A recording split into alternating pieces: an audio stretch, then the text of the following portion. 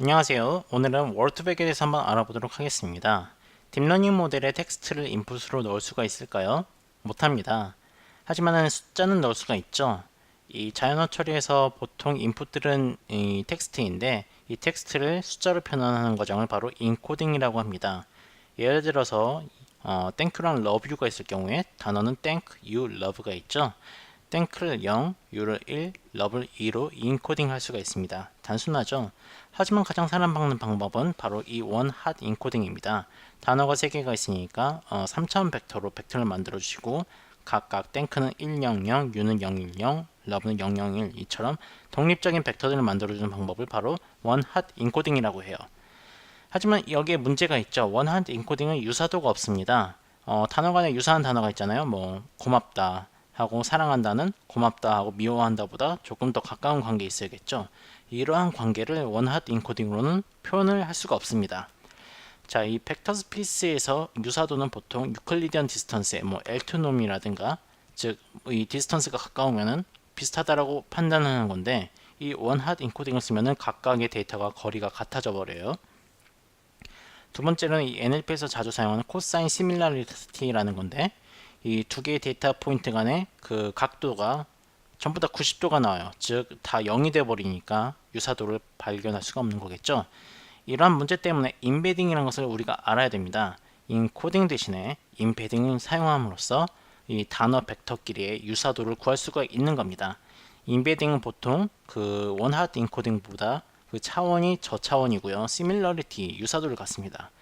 즉 원핫 인코딩이 이게 4차원인데 임베딩 같은 경우에는 뭐 2차원처럼 이렇게 좀 더 작은 차원의 벡터이고요. 그리고 보시는 것처럼 이렇게 비슷한 단어는 서로 가까이 분포한 것을 보실 수가 있습니다. 이게 바로 임베딩이에요.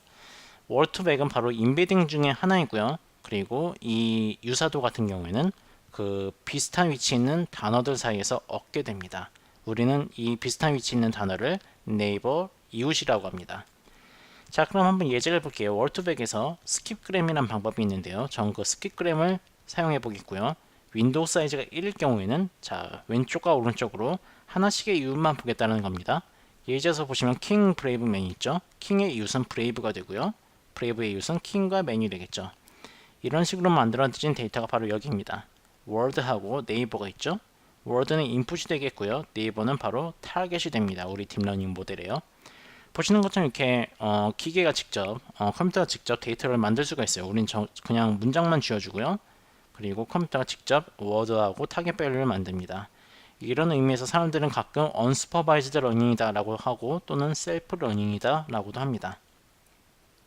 자, 윈도우 사이즈가 2일 경우에는 조금 더 많은 데이터를 얻겠죠. 왜냐하면 왼쪽과 오른쪽으로 두 개의 단어들을 보게 됩니다.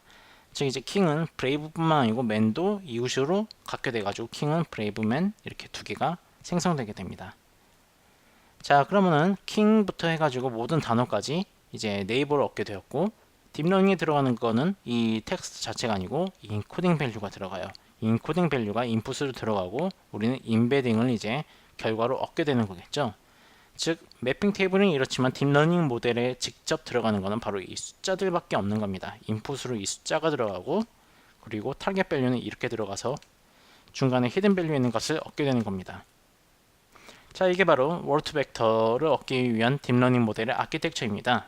자, 총 3개의 레이어가 있죠. 인풋 레이어, 히든 레이어, 아웃풋 레이어 이렇게 3개가 있습니다. 보시는 것처럼 인풋과 아웃풋 레이어는 똑같은 개수인 뉴런 노드를 갖습니다. 즉 원핫 인코딩 총 6개의 차원이 있다면 아웃풋도 총 6개의 차원이 있게 되겠죠. 단 이 헤딩 레이어는 2개의 노드밖에 제가 넣지 않았습니다. 왜냐하면 이 히든 레이어가 바로 월드백이 될 거고요. 원핫 인코딩보다 조금 더 적은 차원의 적은 차원의 벡터를 가짐으로써 그 유사도를 갖게 하기 위함입니다. 자, 예를 들어서 킹이란 단어가 인풋으로 들어갔다고 할게요. 하면은 킹의 이웃은 바로 브레이브였죠. 브레이브 같은 경우에는 자, 타겟 밸류가 0, 1, 000입니다. 킹은 1, 000이었죠. 그래서 인풋이 들어가고 여기 히든 밸류에 어떤 값이 들어가겠죠. 하고 아웃풋으로 소프트맥스를 취하면은 이 소프트맥스 안에 있는 모든 값을 더했을 때 전부 이 sumUp 한 값이 1이 되겠죠. probability니까요. 확률이니까. 그리고 이 아웃풋 값과 타겟 값의 차이를 가지고 크로스 엔트로피를 계산함으로써 백 프로파게이션을 이렇게 실행하는 거겠죠. 해서 이 W 값이 점차적으로 변하게 됩니다. 그래서 king, brave 들어갔고요. king의 또 man이 또 이웃이었죠. 그리고 brave의 이웃은 king이었고 또 brave의 이웃 중에 하나는 또 man이었고, 이런 식으로 feed forward, back propagate 하면서 이 W 값이 점차적으로 이제 이 similarity를 갖기 위한, 유사도를 갖기 위한 값으로 변형하게 되겠죠. 반복적으로 이것들을 수행하게 되면은 여기 hidden layer에 있는 W1과 W2가 이제 결정이 되었겠죠. 바로 이 W1과 W2 값이 word2vec입니다. 즉 king 같은 경우는 뭐 1,1이 나오고 brave는 1,2가 나오고, 이런 식으로 인베딩 값은 바로 이 W1과 W2인 거예요. 지금 현재요. 자, 예를 들면요, 바로 여기 있는 매트릭스 계산이 있습니다. king 같은 경우에는 1, 0, 0, 0, 0, 0이었죠. 요거하고 히든 레이어 값을 곱해 볼게요. 하면은 바로 여기 있는 첫 번째 인덱스에 있는 값이 바로 king 인베딩과 같습니다. 이런 결과가 나오는 이유는 바로 인풋이 원 핫 인코딩이기 때문입니다. 해서 king이 첫 번째 단어였으니까 첫 번째 인덱스에 있는 그 두 개의 노드 값이 바로 이 워드의 word2vec, 워드 벡터 레프레젠테이션이라고 보면 됩니다. 워드 단어 벡터 표현이라고 보시면 되는 거죠. 즉 이게 king이고 요게 brave고 요게 man이고, 이런 식으로 바로 룩업 테이블로 사용을 할 수가 있는 겁니다. 이렇게 해서 룩업 테이블인 이 히든 레이어 값들을 제대로 이렇게 가져와 보면은요, 자, man과 king이 비슷한 위치에 있고 woman과 queen이 비슷한 위치에 있는 것을 확인할 수가 있습니다. 보시는 것처럼 인코딩은 6차원이지만은 인베딩은 2차원인 거 보실 수가 있고요. 그리고 이렇게 유사도가 있는 것을 보실 수가 있습니다.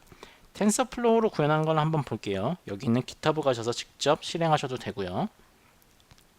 자, 여기 저는 10개의 문장 예제가 있습니다. King is a strong man, Queen is a wise man, 그리고 뭐 boy, prince, princess 뭐 이런 것들이 보이는데요. 가장 먼저 저는 stop word를 없앨 거예요. is, a, will, be처럼 뭔가 흔하게 많이 쓰이는 단어들은 제가 이 단어들 중에서 제거를 하겠습니다. 유사도를 구하기 위한 그 학습 과정에서 이 단어들은 오히려 도움이 안 되기 때문이죠. 자, 그래서 이제 유니크한 워드는 저는 boy, girl, king, man, 그리고 pretty, prince, princess, queen, strong, wise, woman 0이 있습니다. 자, 데이터를 만들기 위해서 이 코드를 돌릴 거예요. 보시는 것처럼 윈도우 사이즈는 2로 설정을 했고요. 그리고 왼쪽과 오른쪽에 있는 이웃들을 데이터로 만들게 됩니다. 해서 보시면 이제 데이터가 생성된 값을 여기 보실 수가 있습니다. king 같은 경우에는 strong과 man이 이웃이고요. strong, king과 man이 이웃인 거 보실 수가 있고요. 자, 요 값들을 이제 딥러닝 모델에 넣을 거예요. 딥러닝 모델 여기 텐서플로우 디자인은 다음과 같습니다. 눈여겨볼 건 바로 이 원 하드 인코딩 디멘전은 워드의 개수죠. 워드가 3개면은 3차원 벡터였던 것처럼 우리가 갖고 있는 워드의 개수만큼의 이제 원 하드 인코딩 그 벡터의 스페이스가 결정이 될 겁니다. 원 하드 인코딩 사용할 거고요. 인풋과 아웃풋 레이어예요. 그리고 인베딩은 워드 벡터 인베딩은 바로 2를 사용할 겁니다. 즉 2차원 그래프에 바로 제가 표시를 하기 위해서 워드2vec은 제가 2차원 즉 2개의 노드만 놓도록 하겠습니다. 보시는 것처럼 히든 레이어는 액티베이션 펑션이 없습니다. 즉 리니어 뉴런이라는 거고요. 단순히 이 웨이트와 바이어스밖에 없습니다. 제가 보여드렸던 PPT엔 바이어스가 없었는데요. 자, 이렇게 텐서플로우 임플리멘테이션 바이어스를 넣어가지고 좀 더 학습이 효율적으로 일어나도록 해봤습니다. 아웃풋 레이어에는 제가 소프트맥스를 넣었어요. 소프트맥스에 크로스 엔트로피를 사용함으로써 이제 트레인을 시도할 거고요. 이게 바로 크로스 엔트로피 공식이죠. 하고 이 로스 펑션을 미니마이즈 하는 것을 목적으로 하겠죠. 그라디언트 디센트 써서 러닝 레이트는 0.05를 사용했습니다. 자, 해서 트레인을 시도하면요, 이처럼 이제 로스가 점점 줄어드는 것을 보실 수가 있습니다. 저 같은 경우에는 총 2만 번 동안 반복을 실행합니다. 보시면 알겠지만 이제 2만 번 정도 하면요, 로스가 별로 안 줄어들어요. 그래서 제가 2만 번으로 실행을 하는 거고요. 보시는 것처럼 이제 이 히든 레이어에 있는 값 그 자체가 바로 워드 벡터인 것을 확인하실 수가 있습니다. 해서 이제 워드별로 이제 2차원 벡터가 생성된 거 보시고요. 자, 이제 차트에 나타내면요, 보시는 것처럼 이제 킹과 맨이 상당히 비슷한 거 보실 수가 있고 보이와 프린스가 비슷한 거 보실 수가 있겠네요. 그리고 프린세스하고 YG 비슷하고 우먼하고 걸하고 비슷하고 퀸하고 비슷하고요. 자, 이처럼 워드백을 사용해 가지고 전혀 유사도가 없었던 그 워드들을 유사도가 있는 벡터로 만든 것을 여러분들 보실 수가 있습니다. 유사도는 바로 문장에 있는 그 이웃들로 유사도를 측정한 거고요. 이처럼 이제 모든 단어들이 벡터 공간 안에서 유사도를 가진 채로 있는 것을 확인하실 수가 있고, 이 유사도가 있는 벡터로 이제 또 다른 NLP를 위한 딥러닝 모델을 또 만들어 나갈 수가 있겠죠. 자, 이 튜토리얼이 상당히 도움이 됐으면 좋겠고, 또 다음 비디오에서 만나 뵐게요. 자, 언제나 코드는 여기 깃허브에 있습니다. 감사합니다.